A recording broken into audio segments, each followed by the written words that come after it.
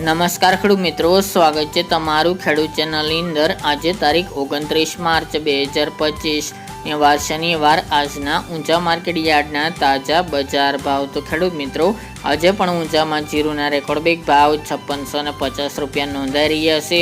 આજે પણ જીરુની બજારમાં વધારો જોવા મળી રહ્યો છે। હાલ જીરુની બજાર વધઘટ સાથે 5500 આસપાસ જોવા મળી રહી છે, જ્યારે વરિયાળીના ભાવ સતતપણે 8000 પ્લસ નોંધાઈ રહ્યા છે। તો ચાલો ખેડૂત મિત્રો, આપણે જાણી લઈએ કે આજે રાયડો, જીરું અને અજમાના ભાવ શું ચાલી રહ્યા હતા।